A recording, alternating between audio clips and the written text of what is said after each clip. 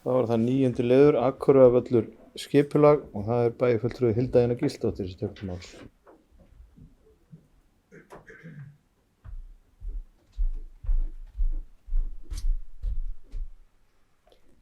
Forseti, ágætu bæjarfulltrúar. Ástæða þess að ég óskaði eftir umræðu hér í bæjarstjórn framtíðarskipulag Akureyrarvallar að ég óttast að meirihlutinn ætli sér ekki að vinna að framgangi framtíðarskipulags þessa svæðis af þeim krafti sem að ég tel vera þörf á. Samkvæmt starfsáætlun skipulagsráðs þá að hefja vinnu við undirbúninga og hugmyndasamkeppni á öðrum ársfjórðungi þessa árs. En þá orðið og yfir ár frá sveitarstjórnarkosningum þar sem að meirihlutaflokkarnir lögðu líkt og flestir flokkar áherslu á uppbyggingu þessa verðmæta byggingalands.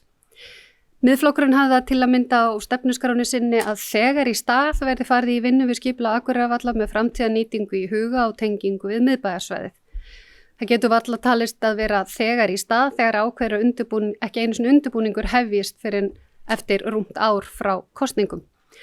Þá get ég ekki séð að það sé gert ráð fyrir verðlaunafé vegna fyrirhugurar hugmyndasamkeppni ef hún ennþá þá á dagskrá í fjárhagsáætlun.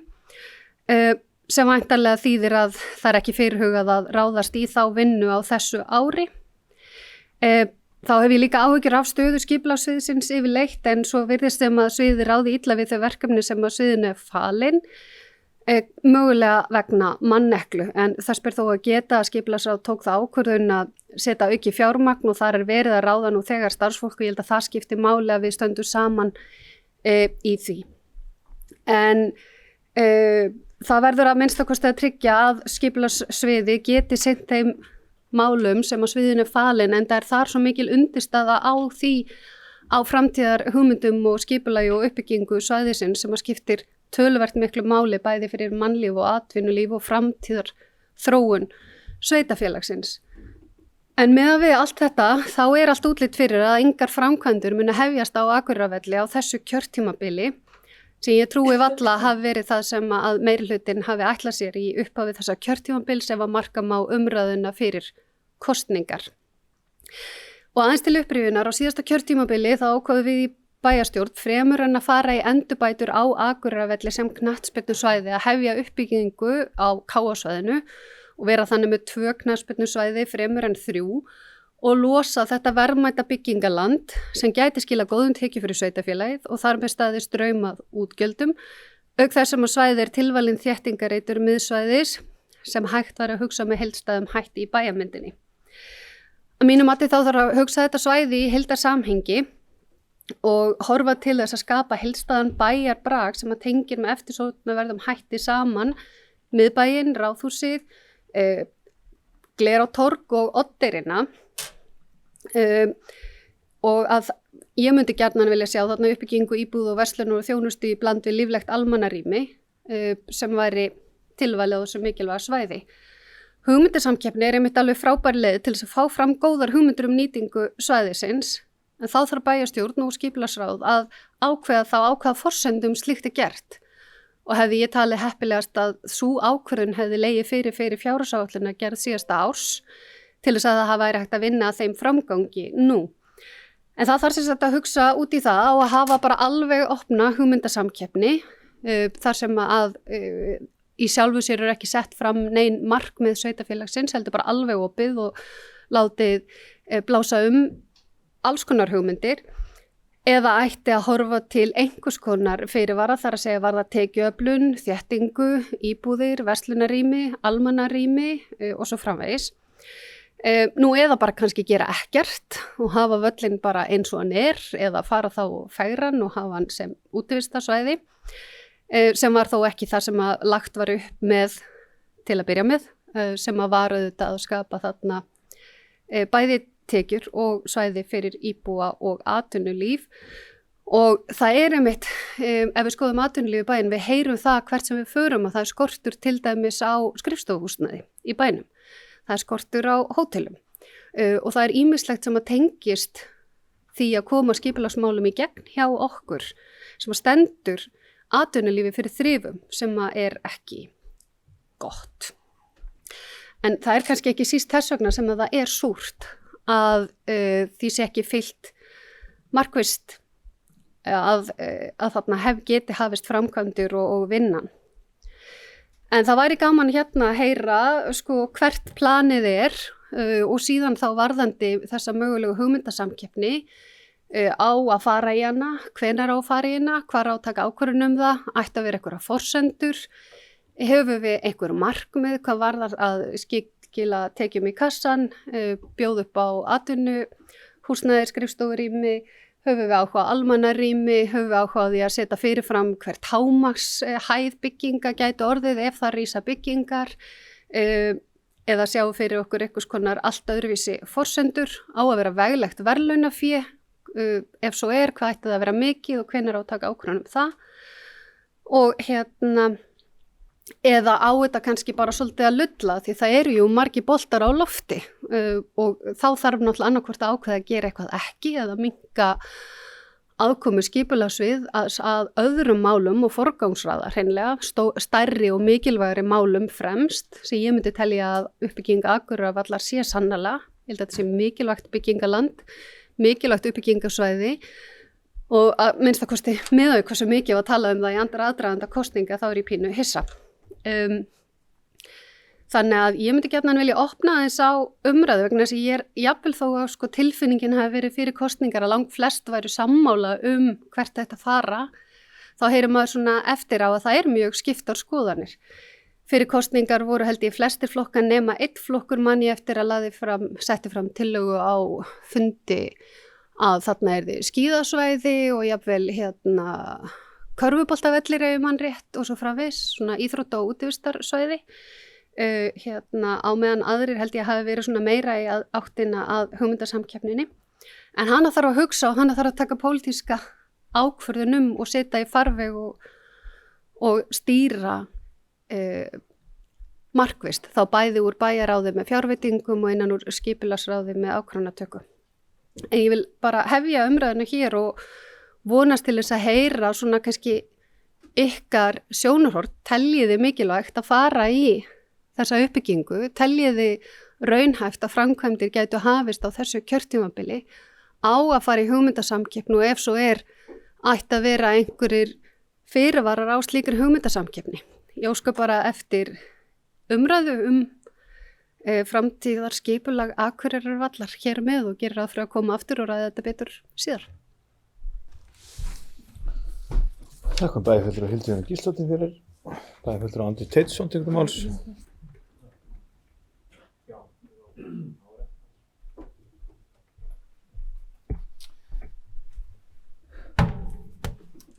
Forseti, ágætu bæjarfulltrúar. Ég vil þakka bæjarfulltrúa Hildur Jónu fyrir hennar framsögu og til að svara strax svona í meginatriðum þeirri spurningu sem hún setti fram, þá það mín skoðun að það sé æskilegt að bæjarstjórn fjalli stóru myndina, þar sé hvernig við viljum að bærin okkar þróist í svona víðara samhengi, en ég tel hins vegar að skipulagsráð ætti að annast hugmyndasamkeppni, útfæra hana og skilgreina þau mörk sem að þurfa að koma fram og markmið á grundvelli þá umræðu í bæjarstjórn og bæjaráði eftir atvikum. En uppbygging á Akureyrarvelli eitt af þessum stóru tækifærum sem að koma bara á kannski 10-20 ára fresti til að gera grundvallar breytingu á fyrirkomulagi bæjarins.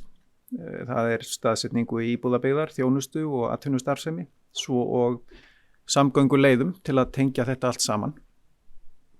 Svipað tækifæri gafst fyrir 20 árum eða rúmlega það kannski þegar að Glerártorg tók við af sambandsverksmiðjunum og svo á hinn bóginn inn í framtíðinni, kannski fjarlægari framtíð, býður það tækifæri að Eimskip og Bústólpi og mögulega fleiri fyrirtæki flytji sig af Oddeyrartanganum og við byggjum þar upp glæsilegt og spennandi bryggjukverfi. En í hverju felst þá tækifærið á Akureyrarvelli núna? Það margþætt að mínu mati. Ég vil fyrst nefna það augljósa sem að þétta byggðina, byggja fleiri íbúðir, fleiri verslanir, meira skrifstofuhúsnæði, meira þjónustuhúsnæði, veitingastaði og hótel, innan það sem fyrir og þar sem hvað styður annað, þar sem fólk getur búið í nágrenni við vinnustaðinn sinn og í nágrenni við verslun og afþreyingu, uppbygging sem styður við bíllausan lífstíl, gerir allar samgöngur einfaldari og ódýrari og umhverfisvænni, sparar okkur gatnagerð og snjómokstur, gefur færi á beinskeyttar á sterkara strætókerfi, svo nokkuð sé nefnt.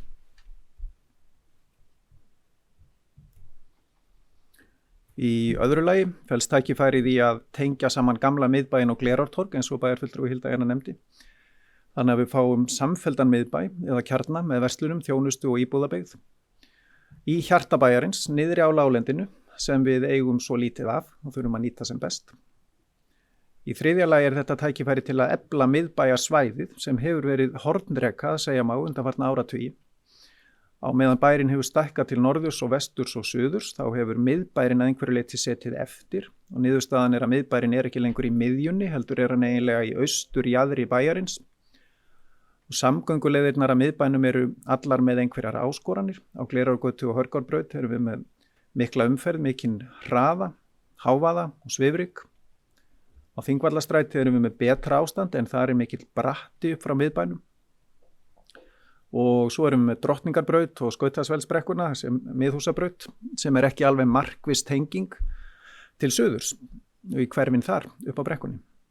Þannig að tækifæri til að efla miðbæinn innanfrá með uppbyggingu á Akureyrarvelli miklu nærtækara en að reyna að efla miðbæinn úr fjarlægð innan gæsalappa með að treysta á aðsókn þaðan úr fjarlægari hverfum. Og loks vil ég nefna það tækifæri að tengja betur saman Oddeyrinn á miðbæinn sem og spennandi leið til þess væri að leggja Glerárgötu í stokk, til dæmis frá Greifanum og suður að Sjalla. Hugsið ykkur ef að fólk gæti gengið óhindrað frá Akureyrarvelli og yfir að Greifanum eða yfir á Eiðsvöll án þess að hafa nokkrar einustu áhyggjur af bílaumferð. Þetta myndi jafnframt verða vítamínsbrauta fyrir uppbyggingu á Oddeyrinni. En þetta ekki alltaf dýrt dæmi, svona stokkur? Þá vil ég fyrst rifja upp að Glerárgatan á forræði vegagerðarinnar. Hún svokallaður þjóðvegur í þéttbýli og vegagerðin þessar mundir að vinna mörg spennandi og stórhuga verkefni sem miða því að bæja umferð frá heimilum og byggðakjörnum.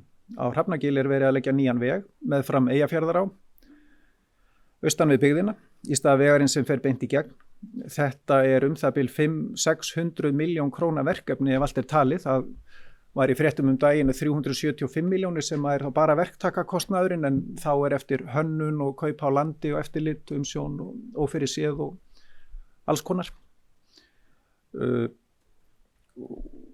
Þetta gert í þágu það bil 300 manna byggðar, sennilega rúmlega það sem á Hrafnagili. Í vestanverðum Hörgárdal búið að leggja nýjan veg niðri á túnunum í staðinn fyrir gamla veginn sem fór hlaðið á bóndabæjunum og ég leyfi mér að giska á að þetta hafi kostað 200 milljónir og sé gert í þágu 20 eða 40 manna byggðar. Bæði á Hrafnagili og í Hörgárdal þetta góð verkefni sem stuðla að auknu umferðaröryggi og meiri lífsgæðum. Þannig að þá kem ég að þeirri spurningu hvað skyldi vegagerðin geta gert til að létta á umferð og auka öryggi í 19.000 manna byggð. Og þá getur fólk prófað hlutfallareikning eða hvað sem eða allavega sjáum við að það ýmislegt hægt ef viljinn fyrir hendi. En sem sagt, ég tel að skipulag og uppbygging á Akureyrarvelli sé stórt tækifæri fyrir okkur og hlakka til að taka þátt í þeirri vinnu. Svo vil ég kynna bókun frá meirihlutanum sem að hljómar svona. Mikil uppbygging að fara af stað á miðbæjarsvæðinu og í starfsáætlun skipulagsráðs gert ráð fyrir að farið verði í hugmyndasamkeppni Akureyrarvöll. Vinna við það hefur dregist meðal annars vegna manneklu og mikilla anna í öðrum verkefnum. Fyrir liggur að halda kynningarfund skipulagsmál á vormánuðum og opna fyrir Betra Ísland þar sem íbúum gefst kostur á að koma á framfæri hugmyndum sínum að skilmálum fyrir hugmyndasamkeppnina. Takk fyrir. Bæjarfulltrúi Andra Teitssyni fyrir, bæjarfulltrúi Jón Hjaltason tekur máls.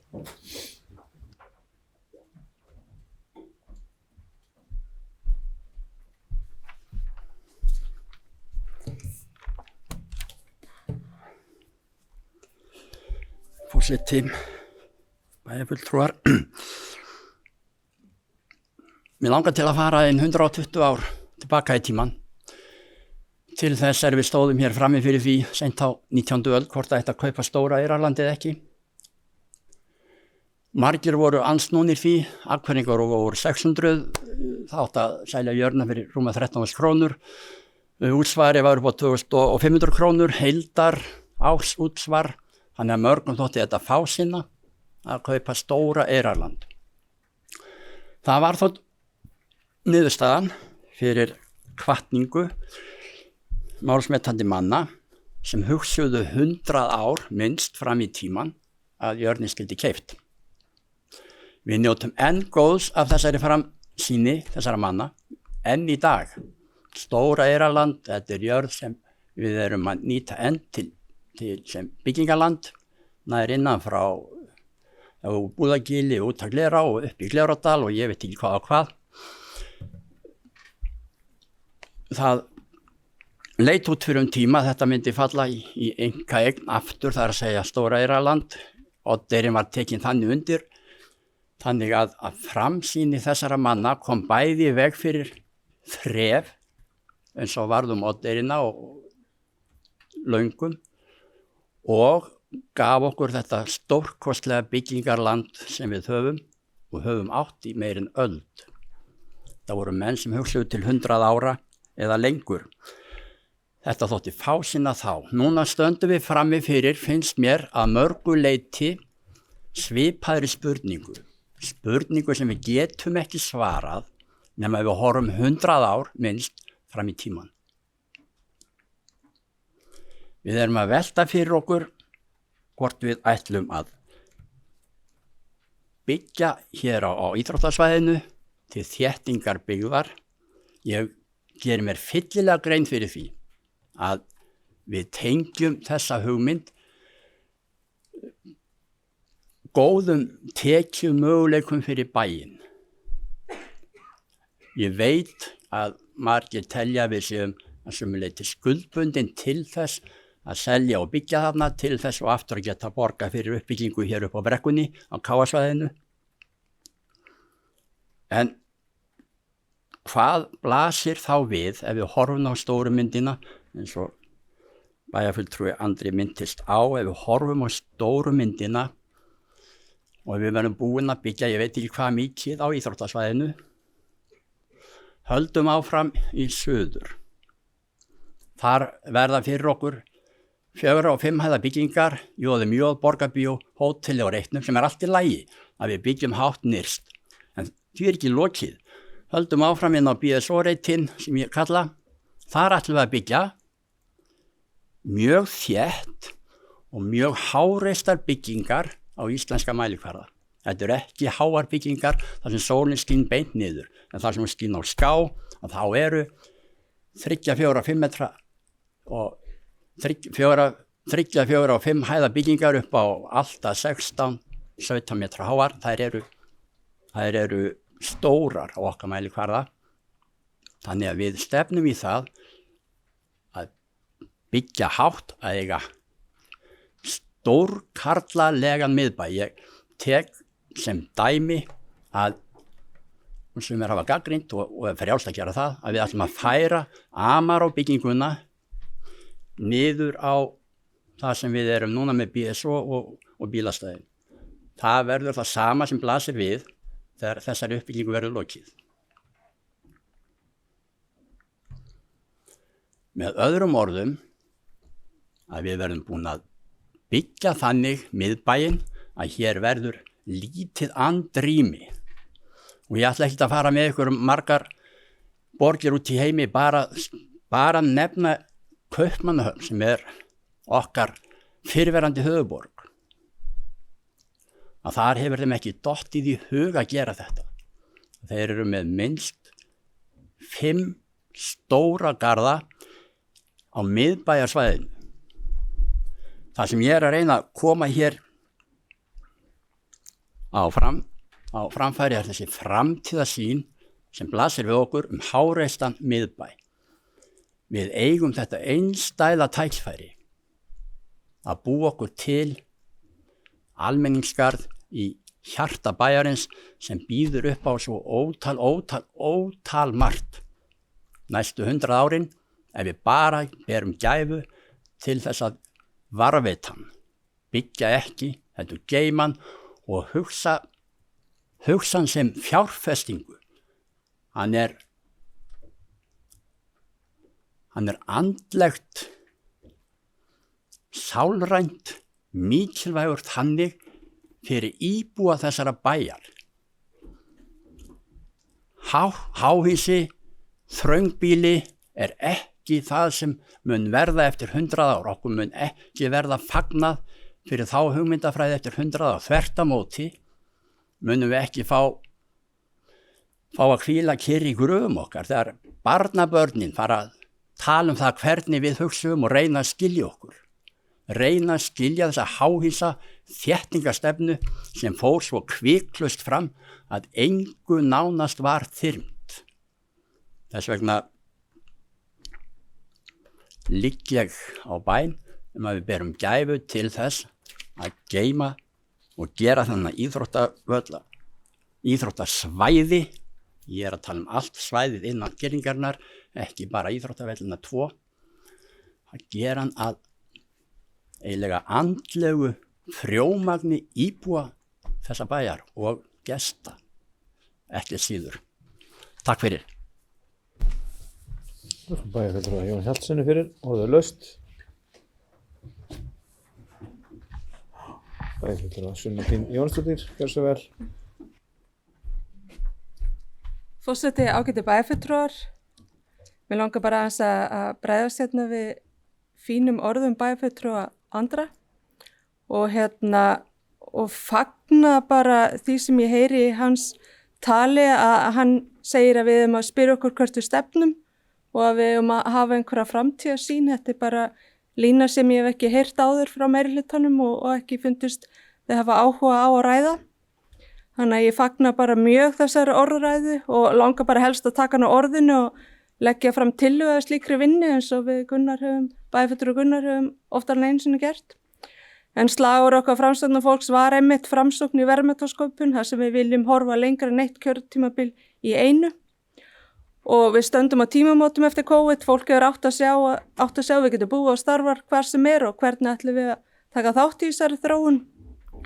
Þannig að ég ætlum ekki að leggja fram enn og aftur einhverja tillögum nýja framtíðarsýn, atvinnustefnu eða eitthvað svoleiðis, en fagna bara þessari orðræði bæjarfulltrúa Andra. En Akureyrarvöllur er vissulega spennandi verkefni sem við hefum einmitt að hugsa sem hluti að því hvernig við ætlum að sjá bæinn okkar þróast til framtíðar og tek undir hugmyndir bæjarfulltrúa Hildu að blandari byggð með íbúðum, þjónustu og grænum svæðum. Takk fyrir. Þakka bæjarfulltrúa Sunna Hlín Jónsdóttir fyrir. Bæjarfulltrúi Hilda Gísladóttir tekur til máls. Bæjarfulltrúi Gunnar Gunnarsson, gjörðu svo vel.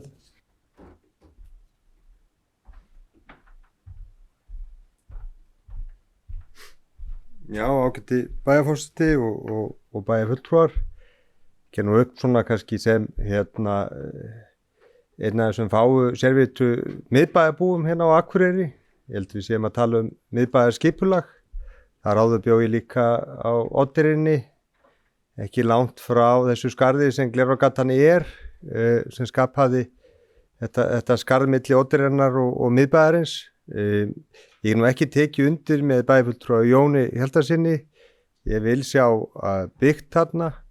Ég held að við þurfum að hugsa miðbærin í dag eða miðbærin á morgun verður miklu meira heldur en bara göngugatan okkar og Ráðhústorgið. Við erum að tala suðurmiðbæinn sem er frá Kaupmannastræti og að samkomuhúsinu þar sem að fallegar byggingar við Austurbrú eru að rísa og þarna er þjónusta nú þegar. Við erum að tala þetta miðsvæði sem við þekkjum svo vel.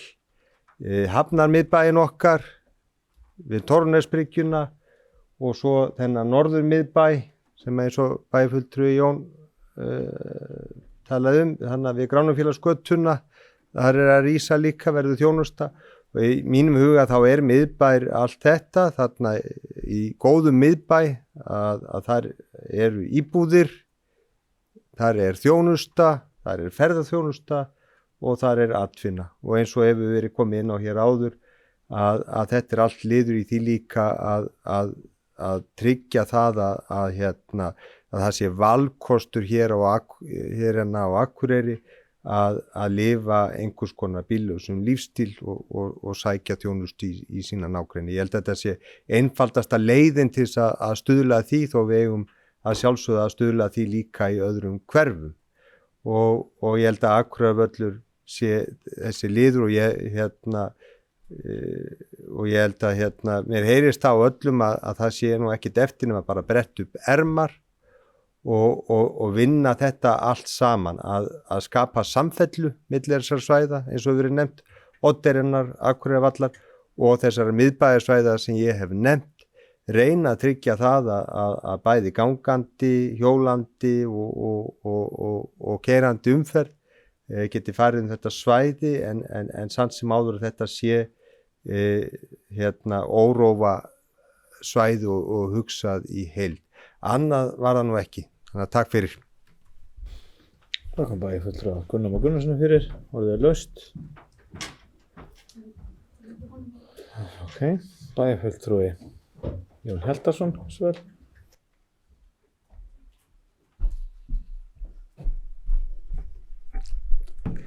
Forseti, góði bæjarfulltrúar.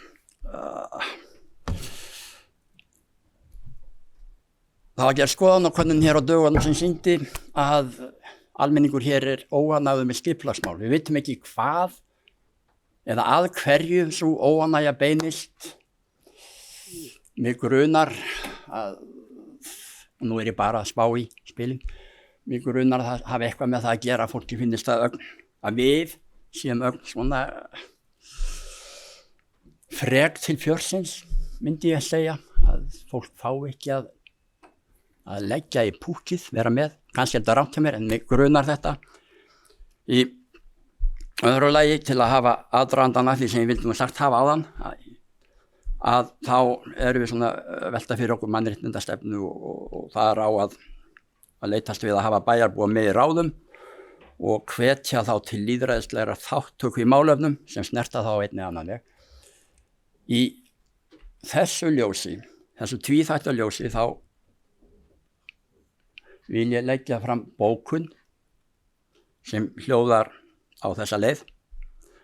Áður en lengra er haldið skal gerð almenn skoðanakönnun meðal Akureyringa og spurt hvort þeir vilja íþróttasvæði við Hólabraut verði nýtt til þéttingar byggðar eða varveitt sem almennt útivistarsvæði. Takk fyrir. Það kom bæjarfulltrúi Jón Hjaltason fyrir, bæjarfulltrúi Hilda Gísladóttir tekur til máls.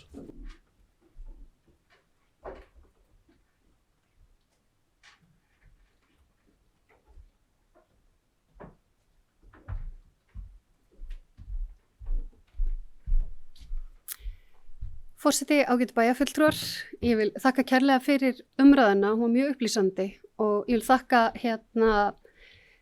sérstaklega bæjarfulltrúa Andra Teitsinni fyrir hans innlegg sem mjög gott innlegg þar sem og mér finnst náttúrulega öll innlegg sem ég nú tiltölulega sammála ósala góð en það er einmitt þetta sem við þurfum svolítið að ræða og það er þessi framtíðarsýn og það sem ég sammála Jóni er að auðvitað eigum að hugsa einmitt til 100 ára.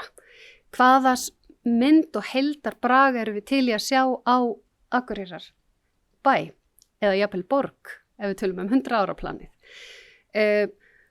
Og það sem ég líka sérstaklega ánægð með er náttúrulega að það sem við höfum nú oft rætt en einhvern veginn aldrei komið í eitthvað ferli eða farveg er þessi umræða möguleika á því að Glerárdalsgatan færi að hluta til í stokk miðsvæðis og ég tel alveg ástæðu til þess að taka upp þá viðræðu við Vegagerðina og láta gera kostnaðargreiningu, bæðir varðar verðmæti byggingalands, aðgreina bílaumferðina frá mannlífinu og atvinnulífinu og ég held að væri svona ángrín, mér fyndist það geggjað, ef að það væri hægt eða raunhæft, ef það væri einhver valmöguleiki, ímyndið ykkur að sjá miðbæjarsvæðið okkar og fara beint út af höfninni eða Akureyrarvöllu beint yfir á Oddeyrina með bílana bara í stokk. Ég held að mér finnst allavega, einmitt talandi metnaðarfullt 100 ára plan, að við ættum ekki að láta það fram hjá okkur fara að minnstakosti að skoða þennan valmöguleika af fullri alvöru. Ég held að þurfum ekki að tefja endilega fyrir neinu vegna þess að við getum alveg teiknað okkur síðan áfram í uppbyggingu ef að því gæti orðið á einhverjum tíðanpunkti. En þetta gæti breytt bæjarmyndinni gjörsamlega til betri vegar ef við fyndum á því flutt. En enga síður þá líður mér eins og það þurfi svona smá sparki í þessu mál og metnað og að fylgja því alvarlega áfram að það gerist eitthvað þarna. Og þess vegna vil ég fyrir hönd mín, Sunnu Hlínar Jóhannesdóttur B-lista, Jönu Salome Ingibergar Jósepsdóttur V-lista og Gunnars Más Gunnarssonar B-lista óska bókað. Það einkennandi fyrir framtaksleysi meirihlutans að ennþá hafi ekkert verið aðhafst vegna undirbúnings við uppbyggingu á svæði Akureyrarvallar. Úr því sem komið eru alla líkur á að engar framkvæmdir hefjist á svæðinu á þessu kjörtímabili. Mikilvægt að vinna án frekari tafa að nýtingu þessa verðmæta byggingalands sem geti skipt bæði atvinnu og mannlíf miklu máli. Þá ætti að skoða alvarlega þann valkost að setja Glerárgötuna í stokk miðsvæðis með kostnaðargreiningu og viðræðum við vegagerðina. Takk fyrir. Þakka bæjarfulltrúa Hildi Jönu Gísladóttur fyrir. Orðið laust. Bæjarfulltrúa Hlynur Jóhannsson tekur til máls. Forseti, ágætu bæjarfulltrúar. Ég er nú svolítið hissa á að þessi umræða skuli vera inn í bæjarstjórn. Þetta var nú heima í skipulagsráði og hefði verið nær að taka hana þar fyrst og koma svo með hana hingað inn. En ef fólk vil velta fyrir sig Akureyrarvelli og þá hef ég alveg ákveðna skoðun á því hvað mér finnst bara að vera algjörlega opið þessi hugmyndasamkeppni. Við höfum ekki að setja nein skilyrði og sjá hvað kemur út við. Mér finnst líka mjög sérstakt að koma og tala það að meirihlutinn sem metnaðarlaus í þessu máli. Ég veit ekki betur en að sé verið að vinna í tjaldsvæðisreiknum. Bæjarfulltrúi Hildi kom sjálfið inn á áðan. Bæjarfulltrúi Andri líka, að það er mannekla á skipulagsdeildinni og það fullt af verkefnum þar. Það hjálpa nú ekki til þegar að bæjarfulltrúar henda inn spurningum lón og dón á starfsfólk bæjarins og láta það ekki friði þannig að geta ekki unnið eins og vinnuna sína. Þannig að ég minnst þetta svolítið skrítið hvernig fólk haga sér í svona mál. Ég vil bara segja það. Og ég veit ekki betur en sé verið að gera alveg fullt af flottum hlutum og hvort að Akureyrarvöllur fer í vinnu núna á öðrum ársfjórðungi eða þriðja sé ég ekki skipta neinu máli til framtíðar.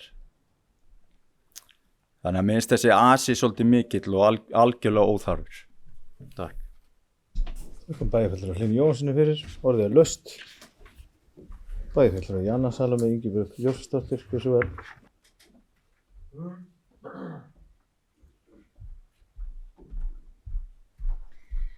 Forseti, ágætu bæjarfulltrúar, ég ætla nú ekki að bæta miklu við þessu umræðu, en mér finnst eins og er alltaf smá hjákátlegt þegar að bæjarfulltrúar koma upp og tala að við ekki að taka umræðuna hér. Að við ekki að tala einhver ákveðin málefni á bæjarstjórnarfundi sem eru einu opnu fundirnir þar sem að bæjarborg geti fylgst með. Það getur oft verið gott veganesti inn í áframhaldandi vinnu inn í ráðum og nefndum. Og þess vegna tel ég einmitt að þetta sé vettvangurinn fyrir okkur til þess að ræða mál og ræða hluti og vettvangur fyrir bæjarbúa til að fylgjast með. Því að fundagerðir hjá okkur eru nú kannski ekki nægilega upplýsandi og gefa bara oft ekki nægilega góða mynd af því sem í gangi nema bara endanlegum ákvörðunum. Þannig að ég vil taka það fram að mér þetta akkurat verið réttur vettvangur. Við erum kjörnir bæjarfulltrúar, við fáum laun frá sveitarfélaginu til að sinna okkar starfi og það partur af okkar starfi að senda inn spurningar, að ræða hluti hér, af því að þetta nú bara eiginlega nánast full vinna að sitja í bæjarstjórn og vera oddviti flokks og sitja í bæjarráði.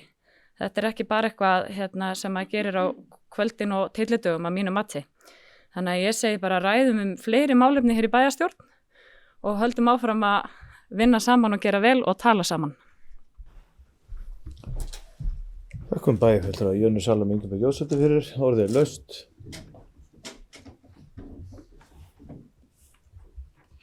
Ekki fleiri sem vilja tjá sig.